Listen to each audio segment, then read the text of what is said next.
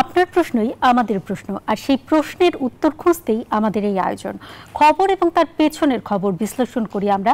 রাজনীতি, অর্থনীতি, সংস্কৃতি, সমসাময়িক বিভিন্ন বিষয় নিয়ে কথা বলি সিএসআরএম জনতন্ত্র গণতন্ত্রে। আপনাদের সবাইকে সিএসআরএম জনতন্ত্র গণতন্ত্রে স্বাগত জানাচ্ছি। আমি অন্তরা বিশ্বাস। আজ আমরা যে বিষয়গুলো নিয়ে কথা বলবো সেগুলো হচ্ছে সাবেক সেনাপ্রধানের ওপর মার্কিন নিষেধাজ্ঞা, কেমন হলো উপজেলা নির্বাচনের দ্বিতীয় ধাপ, এবং রাইসির মৃত্যু, পশ্চিমাদের চাপ কতটা সামাল দিতে পারবে ইরান। এই তিনটি প্রসঙ্গে আমরা আলোচনা করব। শুরুতেই কথা বলতে চাই আমাদের সাবেক সেনাপ্রধান জেনারেল আজিজ আহমেদের বিষয়ে। মার্কিন নিষেধাজ্ঞা এসেছে তার এবং তার পরিবারের ওপরে। তারা কেউ যুক্তরাষ্ট্রে প্রবেশ করতে পারবেন না, এরকম নিষেধাজ্ঞা যুক্তরাষ্ট্র দিয়েছে গতকাল মধ্যরাতের দিকে একটি বিবৃতির মাধ্যমে। এবং এরপরই দেখা গেছে তিনি নিজেও কথা বলেছেন, আওয়ামী লীগের মন্ত্রীরা কথা বলেছেন, বিএনপির পক্ষ থেকেও কথা বলা হয়েছে। বিএনপির পক্ষ থেকে যেটি বলা হয়েছে, মির্জা ফখরুল ইসলাম আলমগীর তিনি বলছেন দুর্নীতির কারণেই তার উপরে নিষেধাজ্ঞা এসেছে। স্বরাষ্ট্রমন্ত্রী বিষয়টাকে ব্যক্তিগত বলে অভিহিত করছেন, তো আর কোনো মন্তব্য তিনি এই বিষয়ে করতে চান না। আর পররাষ্ট্রমন্ত্রী তিনি বলছেন যে এটি তাদেরকে আগেই অবহিত করা হয়েছিল, আর সেরকম যে খুব গুরুত্বপূর্ণ বিষয় তার পক্ষে সেটি আমরা এখনো পর্যন্ত শুনতে পাইনি। যদিও এই সাবেক সেনাপ্রধান তিনি নিজে বলছেন যে তার বিরুদ্ধে আনা যে অভিযোগ যুক্তরাষ্ট্র করছে সেগুলো আসলে মিথ্যা, সেগুলো আসলে অসত্য। এবং পাশাপাশি আরেকটি কথা তিনি বলছেন যে তার বিরুদ্ধে অভিযোগ আনা মানে সরকারকে হেয় করা। যদিও সরকারকে আসলে হেয় করা হচ্ছে কিনা সে বিষয়ে সরকারের পক্ষ থেকে আনুষ্ঠানিকভাবে খুব যুক্তিসঙ্গত কিছু এখনো পর্যন্ত বলা হয়নি। এই প্রসঙ্গে আলোচনা করতে স্টুডিওতে আজ আমাদের অতিথি রয়েছেন শ্যামল সরকার, সিনিয়র সাংবাদিক। আপনাকে স্বাগত জানাচ্ছি আমাদের এই আয়োজনে। শুরুতেই আসলে আপনার কাছে যেটি জানতে চাই, তিনি তো ঘুষ গ্রহণ করেছেন, দুর্নীতি করেছেন এবং গণতান্ত্রিক যে প্রতিষ্ঠানকে দুর্বল করেছেন, এরকম কয়েকটি অভিযোগ যুক্তরাষ্ট্র দেখিয়েছেন, এবং তিনি তার ভাইকে ঠিকাদারি কাজে অবৈধভাবে সহযোগিতা করেছেন। এই ধরনের যুক্তিগুলো দেখানো হচ্ছে যুক্তরাষ্ট্রের পক্ষ থেকে। আপনার কাছে কি মনে হয় যে এই যুক্তিগুলো কতখানি যুক্তিযুক্ত? ধন্যবাদ নিউজ 24 দর্শকদের যারা এই অনুষ্ঠান দেখছেন শুনছেন। আমি বাঙালি হিসাবে এবং এই দেশের একজন নাগরিক হিসাবে আমেরিকার এই পদক্ষেপকে আমি অত্যন্ত ঘৃণা আবার প্রত্যাখ্যান করছি। প্রথম এই কারণে যে এখন পর্যন্ত আমেরিকা তার বিরুদ্ধে যে অভিযোগগুলি আনছেন সেই অভিযোগের দালিলিক প্রমাণ কিন্তু তারা উপস্থাপন করে নাই। তার বিরুদ্ধে আদিত অভিযোগ কোনো আদালত কর্তৃক প্রমাণিত হয় নাই। আমেরিকার পলিসি অনুযায়ী হয়তো একজন ব্যক্তির বিরুদ্ধে যিনি বাংলাদেশ সেনাবাহিনীর প্রধান ছিলেন, সেনাবাহিনীর প্রধান থাকাকালে তার বিরুদ্ধে এই অভিযোগগুলো বলা হচ্ছে যে তিনি যখন প্রধান ছিলেন তখন তিনি প্রভাব খাটিয়ে এই কাজগুলো করেছেন, কি দুর্নীতি করেছেন, তার ভাইদের কাজ পাইয়ে দিয়েছেন ইত্যাদি। বাংলাদেশ সেনাবাহিনী আমাদের প্রতিরক্ষা ক্ষেত্রে, আমাদের বাংলাদেশের স্বাধীনতা সুরক্ষার ক্ষেত্রে গুরুত্বপূর্ণ ভূমিকা পালন করে, আমরা সকলেই জানি। সেই সেনাবাহিনীর ওপরে একটি কথা বলা, সেটার যদি উপযুক্ত কোনো প্রমাণ, দালিলিক প্রমাণ কিংবা সর্বোচ্চ আদালত কর্তৃক কোনো প্রমাণযোগ্য কোনো কিছু না থাকে, সেক্ষেত্রে বলাটা আমি মনে করি খুব গর্হিত কাজ। হ্যাঁ, যদি তিনি করে থাকেন, এমন কোনো প্রমাণ যদি তাদের কাছে থাকে তা তো উপস্থাপন করতে পারতেন। বাংলাদেশ সরকারেরও কিন্তু আইন রয়েছে। বাংলাদেশ সরকারও যে কোনো দেশের যে কোনো নাগরিককে বাংলাদেশের জন্য বিপজ্জনক ঘোষণা করে তাকে কিন্তু এই বাংলাদেশে আসতে নিষিদ্ধ ঘোষণা করতে পারে। বাংলাদেশে কিন্তু ফৌজদারি কার্যবিধিতে একটা আইন, একটা ক্লজ কিন্তু আছে। এখন আমেরিকায় তাকে যেতে দেবে না বা তার পরিবারকে যেতে দেবে না, দিতেই পারে, সেটা তাদের ব্যাপার, নিজস্ব ব্যাপার, কাকে তারা ওই দেশে যেতে দিবে কারা দিবে না। কিন্তু আমি মাননীয় প্রধানমন্ত্রীর সর্বশেষ এর আগের অধিবেশনে যখন তিনি বক্তৃতা করেছিলেন যে আমেরিকা কিভাবে এই বাংলাদেশটাকে, নির্বাচন পূর্বকালীন সময়ের কথা বলছি আমি, যে বাংলাদেশকে কিভাবে তারা কবজি করতে চায়, তার সব ধরনের চক্রান্ত তারা করছেন, এর নাম ধরেই বলেছেন। আমিও ব্যক্তিগতভাবে সেটা বিশ্বাস করি। আমি বিশ্বাস করি এই কারণে যে 1971-এর যে মহান মুক্তিযুদ্ধ হয়েছিল, সেই মহান মুক্তিযুদ্ধ কাল থেকে শুরু করে বঙ্গবন্ধুর হত্যাকাণ্ড, পরবর্তীকালে বাংলাদেশের রাজনৈতিক প্রেক্ষাপট রদল বদল এবং এমনকি সেনাবাহিনীতে যে সমস্ত বিশৃঙ্খল পরিস্থিতি তৈরি হয়েছে এ সব কিছুতেই আমেরিকার যুক্তরাষ্ট্রের একটা হাত রয়েছে বলে অভিযোগ শোনা যায়। একজন অভিযোগ করলেন, প্রমাণটা কি? আমি অভিযোগ করতেই পারি তো যে আমেরিকা এগুলো করেছে। কি জন্য করেছে? যে সরকারকে হেয় প্রতিপন্ন করবার জন্য, এই সরকারকে নানা দিক থেকে সরকারকে একটা বিপদগ্রস্ত করে তোলার জন্য, এবং সরকারের প্রতি যাতে এই সুশৃঙ্খল অত্যন্ত আধুনিক এবং আমি বলবো যে বিশ্বের মডেল সেনাবাহিনী বাংলাদেশের, এটা বিশ্বে নন্দিত হয়েছেন তারা, তাদের মধ্যে একটা পরিস্থিতি তৈরি করে দেওয়া যায় কিনা, সেই চক্রান্তের অংশ কিনা সেটাও আমাদেরকে ভেবে দেখতে হবে। আমাদের সঙ্গে এরই মধ্যে অধ্যাপক ডক্টর শফিউল আলম ভূঁইয়া যুক্ত হয়েছেন। অধ্যাপক ডক্টর শফিউল আলম ভূঁইয়া, আপনাকে স্বাগত আমাদের এই CSRM জনতন্ত্র গণতন্ত্রে। যেটি আসলে জানতে চাই বিশেষভাবে, এতদিন কেন নয়, হঠাৎ করে এই সময়টাতেই কেন এই নিষেধাজ্ঞাটা আসলো? আমরা নির্বাচনের আগে খুব শুনছিলাম যে এই ভিসা নীতি আসছে, নিষেধাজ্ঞা দেওয়া হবে, সেই সময়েও এই নিষেধাজ্ঞা আসেনি।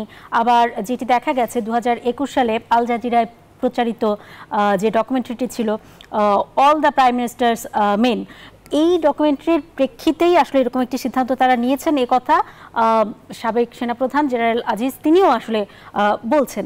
তো এই যে মানে 21 থেকে 22, 23, 24 মানে বছর তিনেক তো হয়ে গেল, মানে যদি সেটির প্রেক্ষিতেই হয়ে থাকে এই নিষেধাজ্ঞা, এতদিন পরে কেন? আর বিশেষ কোনো কারণ আছে নাকি? আসলেই কি বা মানে সরকারকে বিব্রত করতে চাইছে কিনা যুক্তরাষ্ট্র?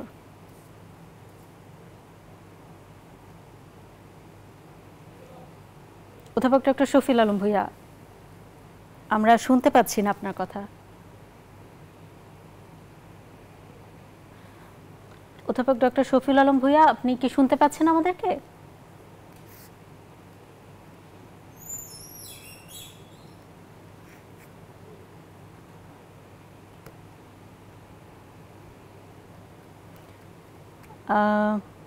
আমরা সম্ভবত মানে পুরোপুরিভাবে সংযুক্ত করতে পারিনি, বা কোনো একটা ইন্টারনেট সংযোগে গোলযোগ হচ্ছে। মানে এই যে এতদিন পরে কেন, এই প্রশ্নটার আসলে এটা এতদিন পরে মানে একটা সুযোগের অপেক্ষায় হয়তো তারা ছিল। এখন তারা হয়তো মনে করেছে যে এই সময়টা তাদের জন্য ফেভারিট। এটা তাদের বিবেচনার বিষয়। আমাদের বিবেচনার বিষয়টা হলো কি, যে মাননীয় প্রধানমন্ত্রী তো 1 বছর ধরে বলে আসছেন এই কথা, যে আমেরিকা আমাদের বিরুদ্ধে ষড়যন্ত্র করছে, এবং তিনি ওপেন বলেছেন, প্রকাশ্যে বলেছেন। আমরা মাননীয় প্রধানমন্ত্রীর কথার সূত্র ধরে যদি বলি, আজকে যে জায়গাটায় তারা হাত দিয়েছে, যদিও জেনারেল আজিজ এখন সেনাবাহিনীর কেউ নন, তিনি এককালীন সেনাবাহিনীর প্রধান ছিলেন, এখন তিনি অবসরপ্রাপ্ত একজন ব্যক্তি। সেনাবাহিনী তার বিরুদ্ধে এখন কোনো ব্যবস্থা নিতে পারবেও না, আর নিতে চাইলেও প্রমাণ তো লাগবে। সামরিক আইন অনুযায়ী অবসরপ্রাপ্ত কোনো ব্যক্তির বিরুদ্ধে সামরিক আইনে কিছু করা যায় না, যদিও দু একটা বিচ্ছিন্ন উদাহরণ হয়তো থাকতে পারে বিভিন্ন সময় এসে বিভিন্ন পরিস্থিতির কারণে। তার ক্ষেত্রে কোন আইন প্রযোজ্য না, সেটা বাংলাদেশের প্রচলিত বিধি বিধান যেটা আছে, আইন আছে, সেই আইনেই তাকে, তিনি বেসরকারি নাগরিক, এখন তিনি এখন সরকারি নাগরিকও নন, তিনি এখন সেনাবাহিনীর কোনো কেউ কিচ্ছু নন। সেনাবাহিনী ইচ্ছা করলেই তার পক্ষে বিপক্ষে কোনো বিবৃতি বক্তব্য দিতে পারবেন না বলে আমি মনে করি। কিন্তু দিবেন কি দিবেন না সেটা তাদের বিষয়, তারা কিভাবে বিবেচনা করছেন বিষয়টা সেটা সম্পর্কে আমার জানা নেই। আমি যেটুকু জানি বুঝি আমার পেশাগত অবস্থান থেকে আমি যেটা বলবো, এবং এই বাংলাদেশের একজন নাগরিক হিসাবে এবং মুক্তিযুদ্ধের সপক্ষের একজন মানুষ হিসাবে আমি পরিষ্কার বলতে চাই যে এটা গভীর চক্রান্তের একটি অংশ, এবং একটা সুদূর প্রসারী চক্রান্ত তাদের মাথায় আছে, এবং তাদেরকে উস্কানি দেওয়া, তাদেরকে প্রভাবিত করবার জন্য বাংলাদেশেরও যথেষ্ট নাগরিক আছেন যারা স্বাধীনতা বিশ্বাস করেন না, যারা মুক্তিযুদ্ধের চেতনায় লালন করেন না। এরকম মানুষও তো তাদের পক্ষে কথা বলেছেন ইতিপূর্বে, তাদের কাছে ধর্ণা দিয়েছেন, নালিশ করেছেন, অনেক কিছু করেছেন, তারাও থাকতে পারেন এর পিছনে।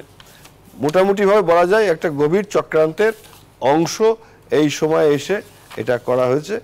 এবং আমি মনে করি যে আমেরিকা বাংলাদেশকে কখনোই যেমন করে মেনে নেয়নি, আজও তারা মেনে নিতে পেরেছে বলে আমি মনে করি না।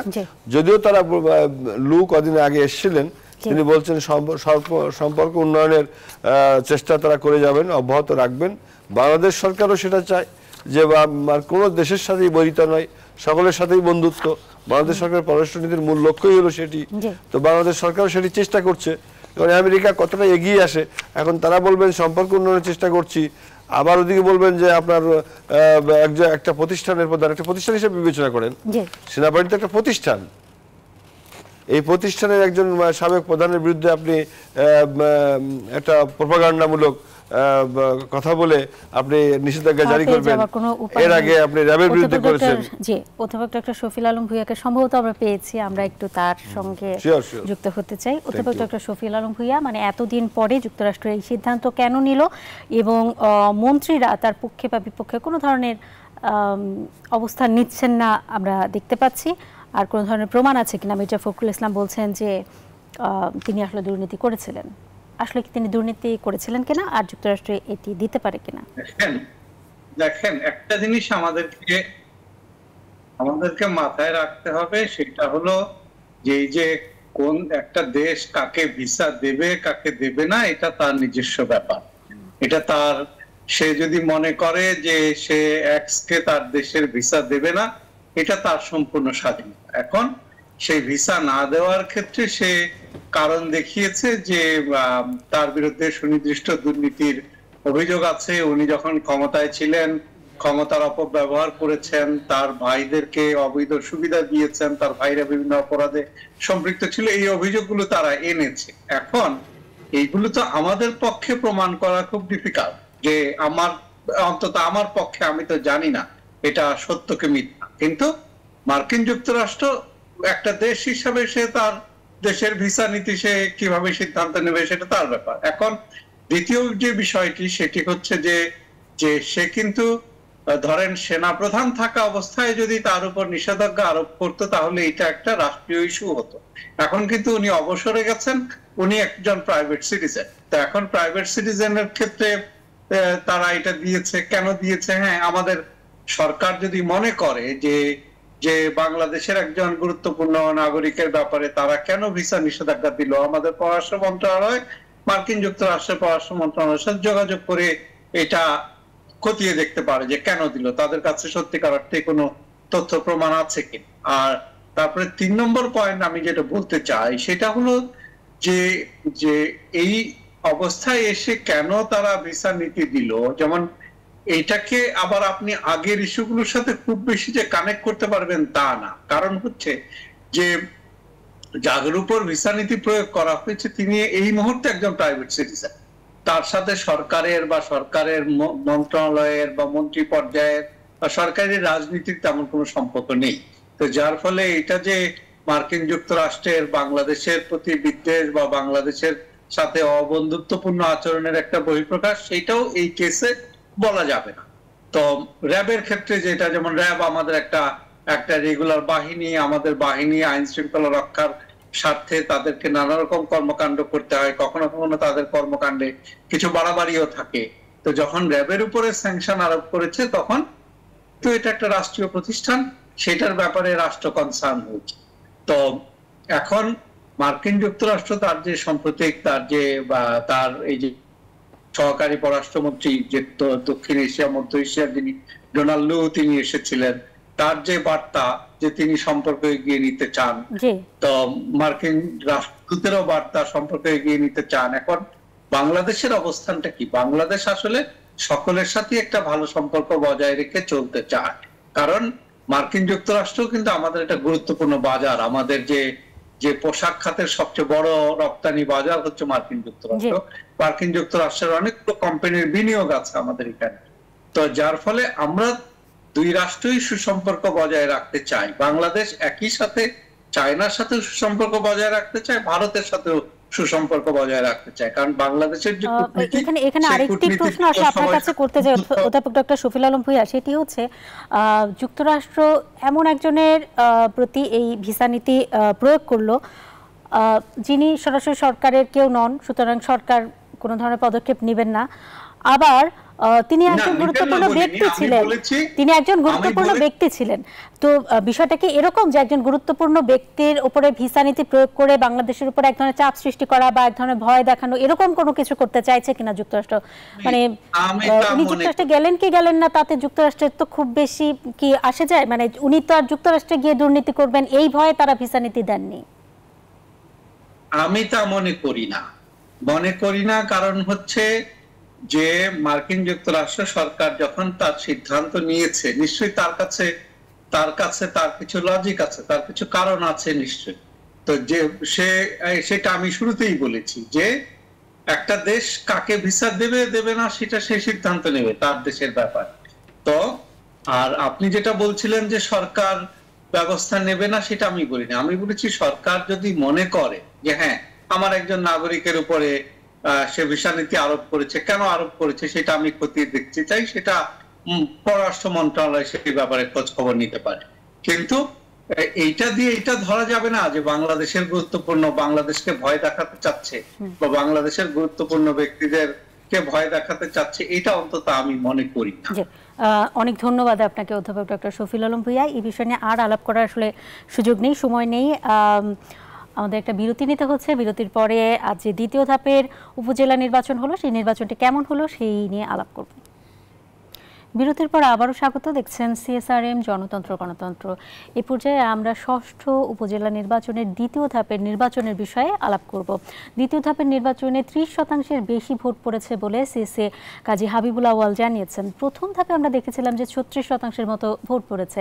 প্রথম ধাপে তিনি বলেছিলেন যে আবহাওয়া এবং সেই সাথে ধান কাটার মৌসুম থাকায় ভোট কম পড়েছে। এবার যখন তাকে সাংবাদিকরা জিজ্ঞেস করেছেন তখন তিনি উত্তরে বলেছেন বড় রাজনৈতিক দল এই নির্বাচনে না থাকা এই ভোট কম পড়ার পেছনে অন্যতম কারণ। 18টি জায়গায় এরই মধ্যে সহিংসতা হয়েছে, 2 জন মারা গেছেন, কিন্তু সেটি সহিংসতার কারণে নয়, 2 জনই মারা গেছেন অসুস্থতার কারণে। একজন আনসার তিনি মারা গেছেন রাজশাহীতে, আর একজন রাজবাড়িতে মারা গেছেন ভোট দিতে গিয়ে লাইনে দাঁড়িয়ে স্ট্রোক করে। এই বিষয় নিয়ে আমরা আলাপ করতে আমাদের সঙ্গে যুক্ত করেছে অধ্যাপক ডক্টর নাজমুল হাসান কলিমুল্লাহকে। জনাব কলিমুল্লাহ স্থানীয় সরকার বিশেষজ্ঞ ও চেয়ারম্যান জানিপব, আপনাকে স্বাগত জানাচ্ছি আমাদের এই আয়োজনে। আর জনাব শ্যামল সরকার, আপনি তো আছেনই আমাদের সঙ্গে। শুরুতেই অধ্যাপক ডক্টর নাজমুল হাসান কলিমুল্লাহ, আপনার কাছে আসলে যেটি জানতে চাই, মানে বিএনপি তো এই নির্বাচনে নেই বলা যায়, তারপরেও সহিংসতা আসলে কি কারণে? কোথাও কোথাও জাল ভোট হচ্ছে যে জন্য মানুষকে আটক করা হচ্ছে, কক্সবাজারে আমরা দেখলাম ফাঁকা গুলি ছোড়া হয়েছে। এই সহিংসতাগুলো আসলে কারা করছে, আর ভোট কম পড়ার পেছনে আপনি কি মনে করেন কারণটা কি? দেখুন, আমি আমাদের মাননীয় প্রধান নির্বাচন কমিশনার জনাব কাজী হাবিবুল আউয়াল মহোদয়ের সঙ্গে দ্বিমত করব না।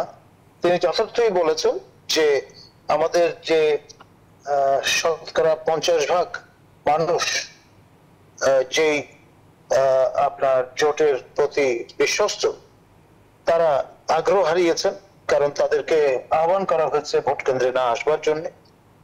আর এর পাশাপাশি যারা শাসক দলের সমর্থক বা তাদের মিত্রদের সমর্থক, বাকি 50% রাফলি, তারা আগ্রহ হারিয়েছেন যেহেতু নির্বাচনটি চ্যালেঞ্জিং নয়, অর্থাৎ আপনার ভিন্ন দলের কোন প্রার্থীর নির্বাচিত হওয়ার সম্ভাবনা ক্ষীণ। ন্যাচারালি তার মধ্যে যেমন তীব্র প্রতিদ্বন্দ্বিতা থাকলে মানুষের আগ্রহ বাড়ে, অখণ্ড মনোযোগ দিয়ে খেলা দেখবার চেষ্টা করেন। এখানেও তেমনটি অনেকটা ঘটেছে বলা যায়। জি, ধন্যবাদ আপনাকে অধ্যাপক জনাব শ্যামল সরকার। আপনার কাছে আসলে যেটি জানতে চাই, আপনি কি মনে করেন যে শুধুমাত্র বিএনপি আসেনি এটি ভোট কম পড়ার পেছনের মূল কারণ? এটা একটা কারণ। সবচেয়ে বড় কথা হলো যে আমি বারবার বলতে চাই যে ভোট কেন্দ্রে ভোটারদের আসার ক্ষেত্রে একটা নিরুৎসাহ কাজ করছে।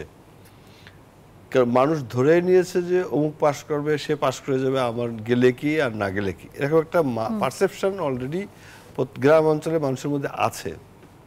সাথে জিনিসটা কি হয়েছে, সাথে যে ব্যাপারটা হচ্ছে সেটা হলো এই যে বিএনপি জামাত এরা ভোট কেন্দ্রে যাচ্ছে না, ঠিক আছে, যাচ্ছে না। কিছু ফ্লোটিং ভোটার থাকে, তাদেরকে নিরুৎসাহিত করছে এরা যে তোমরাও যেও না, সেখানে কিছু কমছে। এইবার আওয়ামী লীগের পক্ষে ভোট, ভোটটা তো আওয়ামী লীগ করছে। আওয়ামী লীগের যে মিত্র গোষ্ঠী বলা হয়, ধরেন জাতীয় পার্টি জাপা, জাতীয় পার্টি জেপি, 14 দল, বামফ্রন্ট ইত্যাদি কিছু দল তো আছে, তাদের তো কিছু সমর্থক আছে, তারাও কিন্তু কার্যত এই ভোটে নেই। জাতীয় পার্টি কোনো প্রার্থী পাবেন না, জাসদের কোনো প্রার্থী নেই, জেপির কোনো প্রার্থী নেই, জাপার কোনো প্রার্থী নেই তেমন। এরকম আরো যে সহিংসতাগুলো তাহলে করছে কারা? আমি বলছি, স্থানীয় নির্বাচনে নানা কারণে সহিংসতা হয়। তো যেহেতু ওইসব পার্টিরও কোনো প্রতিনিধিত্ব নেই, ওই পার্টিরও তো কিছু সমর্থক আছে, তারাও ভোট কেন্দ্রে যাচ্ছে না, তো সেটাও ভোট কমে যাওয়ার একটা কারণ। এবার সহিংসতার প্রসঙ্গে আসি। সহিংসতা স্থানীয় নির্বাচন নানা কারণে হয়। ব্যক্তি বিশেষের প্রতি রাগারাগি থাকে, বিভিন্ন ইস্যু নিয়ে এই আপনার রাগগুলো তৈরি হয়, ক্রোধগুলো, ক্ষোভগুলো তৈরি হয়। নির্বাচন একটা সুযোগ, এই নির্বাচন আসলে তখন তারা ওই সুযোগে সেই রাগ বা ক্রোধ বা আক্রোশ যেভাবে যাই বলেন না কেন সেটি কাজে লাগাতে চেষ্টা করে, এটা একটা কারণ। আবার ধরুন প্রতিদ্বন্দ্বী প্রার্থীকে একটু দমনে রাখা, তাদের কর্মীদেরকে একটু নিরুৎসাহিত করে রাখা, বাড়ি বসিয়ে রাখা, ভয় দেখানো, ভীতি দেখানো, এগুলো ভোটের ক্ষেত্রে হয়, সবসময় হয়ে আসছে। আর যে নতুন এটা হচ্ছে তা নয়, অতীতেও হয়েছে, এখনও হচ্ছে, ভবিষ্যতেও হয়তো আরও অনেক দিন হবে। কারণ আপনি দেখেন এই যে বিশ্বে সবচেয়ে মডেল গণতান্ত্রিক দেশ তো ভারত। আজকে ভারতে কি হচ্ছে? আজকে তো ভারতের পশ্চিমবাংলায়ও ভোট হয়েছে, লোকসভা নির্বাচন হচ্ছে, সেখানে বিভিন্ন রাজ্যের নির্বাচন হচ্ছে, লোকসভা নির্বাচন রাজ্যে রাজ্যে। সেখানে কি হচ্ছে? সহিংসতা হচ্ছে না? হচ্ছে। মাথা ফাটছে, মানুষ মরছে, বাড়িঘর পোড়াচ্ছে। একটা ওই যে আমাদের বসিরহাট একটা জায়গা, সন্দেশখালী নাম, সবচেয়ে আলোচিত জায়গা এই সময়, সেখানে একটা গ্রাম পুরো পুরুষ শূন্য, নেই কোনো পুরুষ নেই। আজকে তো কলকাতায় ব্যারাকপুরের একটা জায়গা আমি দেখলাম যে কেন্দ্রীয় বাহিনী আপনার ইভিএম মেশিন পর্যন্ত নিয়ে চলে গেছে। সহিংসতা নির্বাচন আসলে এটা হয়। এটা যে বাংলাদেশে হয়, আমি তো মনে করি যে বাংলাদেশে সহিংসতা কম হয়। বাংলাদেশে এত মানুষ মরে না, যত মানুষ ভারতে আপনার ভোটের সময় মরে, এত মানুষ তো বাংলাদেশে মরে না। তো সহিংসতা হয় আস্তে আস্তে। আমরা তো গণতন্ত্রের পথে শিশু, গণতন্ত্রের অভিযাত্রায় আমরা তো শিশু। 1975 15ই আগস্ট বঙ্গবন্ধুকে হত্যা করা না হলে আজকে হয়তো আমরা গণতন্ত্রের উচ্চ শিখরে থাকতে পারতাম। অনেক ধন্যবাদ আপনাকে। এই বিষয় নিয়ে আর আলাপ করার সুযোগ নেই। অধ্যাপক ডক্টর নাজমুল হাসান কলিমুল্লাহ, আপনাকেও ধন্যবাদ আমাদের সঙ্গে যুক্ত হওয়ার জন্য। এই পর্যায়ে নিচ্ছে ছোট্ট একটি বিরতি। রাইসির মৃত্যু, পশ্চিমাদের চাপ কতটা সামাল দিতে পারবে ইরান, সেই প্রসঙ্গে আমরা আলাপ করব ছোট্ট একটা বিরতির পর। বিরতির পর আবারও স্বাগত। দেখছেন CSRM জনতন্ত্র গণতন্ত্র। ইরানের প্রেসিডেন্ট ইব্রাহিম রাইসির মৃত্যুর পর ইরানের ভবিষ্যৎ কি, ইরানের সাথে যুক্তরাষ্ট্র এবং ইসরায়েলের যে সম্পর্ক সেটি আসলে কোন পথে এগোবে, সেই প্রসঙ্গ নিয়েই আমরা এবার আলাপ করতে চাই। 28 জুন ইরানের 14তম প্রেসিডেন্ট নির্বাচনের যে দিন সেটি নির্ধারণ করেছে তারা। কোন পথে যাচ্ছে ইরান, সেই প্রসঙ্গে আলাপ করতে অধ্যাপক ডক্টর আকমল হোসেন, আন্তর্জাতিক সম্পর্ক বিশ্লেষক, আমাদের সঙ্গে যুক্ত হয়েছেন। আপনাকে স্বাগত জানাচ্ছি এবং জনাব শ্যামল সরকার, আপনাকেও স্বাগত। শুরুতেই অধ্যাপক ডক্টর আকমল হোসেন, আপনার কাছে আসলে যেটি জানতে চাই, কয়েকটি প্রশ্ন। একটি হচ্ছে যুক্তরাষ্ট্রের তৈরি ছিল এই হেলিকপ্টারটি, এবং তারা এই হেলিকপ্টার তৈরির যে যন্ত্রাংশ সেগুলো দীর্ঘদিন ধরে ইরানকে দিচ্ছিল না। এটি একটি বিষয় ভীষণ রকম আলোচনায় এসেছে পুরো বিশ্বজুড়েই। আরেকটি হচ্ছে ইসরায়েল বা যুক্তরাষ্ট্রের কোনো হাত রয়েছে কিনা ইরানের প্রেসিডেন্ট রাইসির মৃত্যুর পেছনে। এবং তৃতীয় প্রশ্নটি হচ্ছে সামনের দিনে তাদের রাজনীতিটি কোন দিকে যাবে বলে আপনি মনে করেন, যেহেতু ফিলিস্তিনের সাথে ইরানের এক ধরনের সুসম্পর্কই রয়েছে।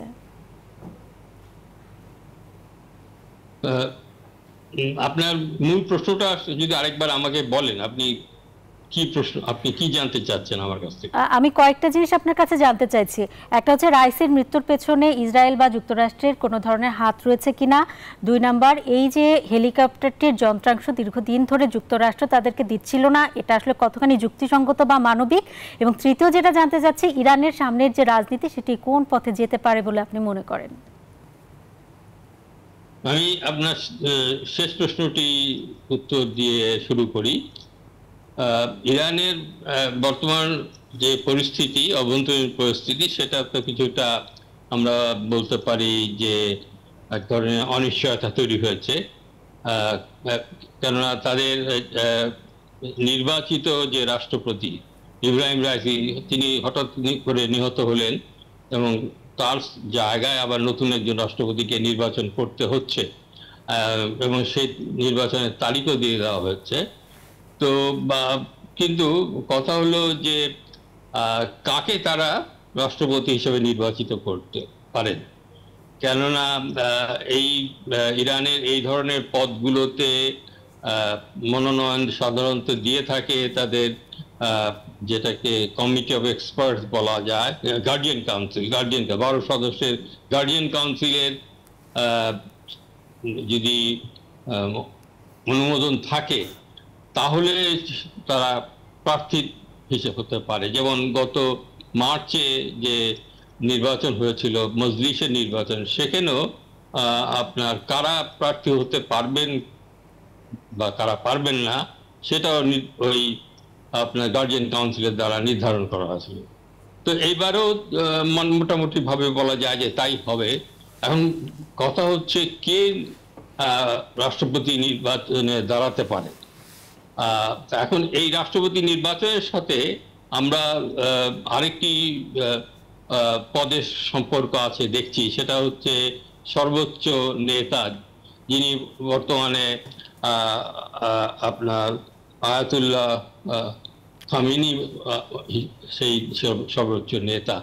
তো ইব্রাহিম রাইসি সেই দিকে, অর্থাৎ রাইসিকে বলা হচ্ছিল যে তিনি খামেনির স্থলাভিষিক্ত হতে পারে, কিন্তু তার অনুপস্থিতিতে তাহলে এমন একজন ব্যক্তি কে রাষ্ট্রপতি তারা করতে চাইবে যে স্বাভাবিকভাবে যিনি রাইসির খামেনির স্থান কে পূরণ করতে পারে। তো এখন আবার দেখা যাচ্ছে আপনার খামেনির যে ছেলে মুস্তফা খামেনি, তিনিও প্রার্থী হতে পারেন বা তিনি একজন এই পদের জন্য তার একটা আকাঙ্ক্ষা আছে বলে বলা হচ্ছে। তো সুতরাং কে হবেন সেটা তো এখন পর্যন্ত পরিষ্কার করে বলা যায়। তবে এটা ঠিক যে ইরানের যে রক্ষণশীল প্রশাসন, রাইসি যার মানে প্রতিনিধিত্ব করতেন, সেই রক্ষণশীল প্রশাসনেরই ধারাবাহিকতা আমরা দেখতে পাই।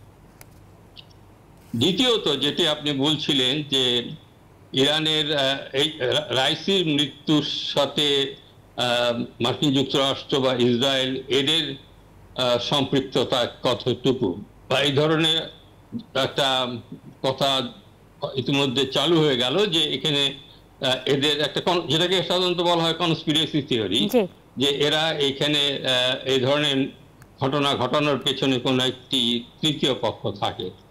তা আমরা একদিক দিয়ে দেখলে এটার পেছনে হয়তো কোনো কিছু যুক্তি আছে, কেননা ইরানের গত কয়েক বছরে ইরানের উপর যে সমস্ত আক্রমণগুলো হয়েছে, যেমন 20 সালে আমেরিকার আপনার মিসাইল মেরে ইরাকের মাটিতে তাদের একজন উচ্চপদস্থ সামরিক কর্মকর্তাকে মেরে ফেলেছিল। আবার এই কিছুদিন আগে, কয়েক মাস আগে সিরিয়ার মাটিতে সেরকম একটি ঘটনা ঘটেছিল। ফলে এই ইসরায়েল আর আমেরিকা উভয়ই চাইবে ইরানকে অস্থিতিশীল করতে।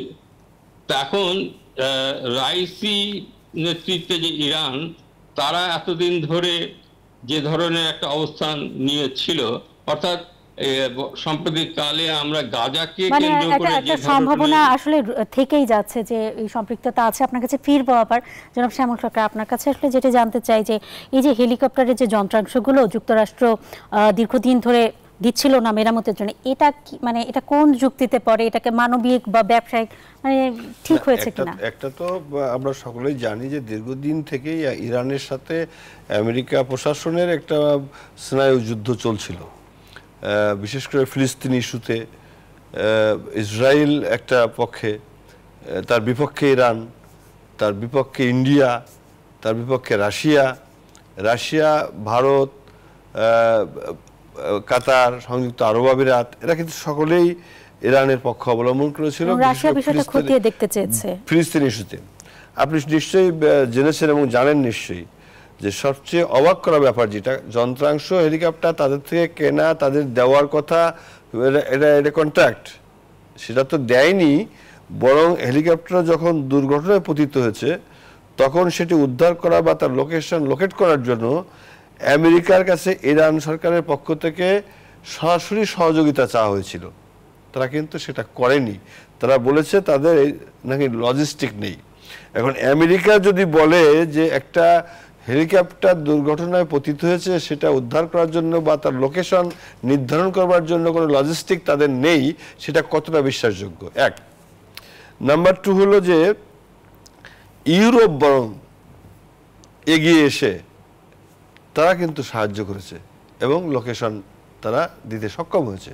তো ইউরোপ তো আমেরিকার মতো অত লজিস্টিকের সমৃদ্ধশালী দেশ নয়। তো তারা যদি এটা পেরে থাকে তাহলে আমেরিকা পারলো না কেন, না করলো না, সেই প্রশ্ন থেকেই যাবে। একেবারে স্পষ্ট আপনার কথা। এবং অধ্যাপক ডক্টর আকমল হোসেন, আপনার কাছে আর আশা হলো না, একদমই সময় নেই আমাদের। অনেক ধন্যবাদ আপনাকে আমাদের সঙ্গে যুক্ত হওয়ার জন্য, এবং দর্শক আপনারা যারা এতক্ষণ ছিলেন আপনাদেরকেও ধন্যবাদ। আজকের মতো শেষ করছি। শুভরাত্রি।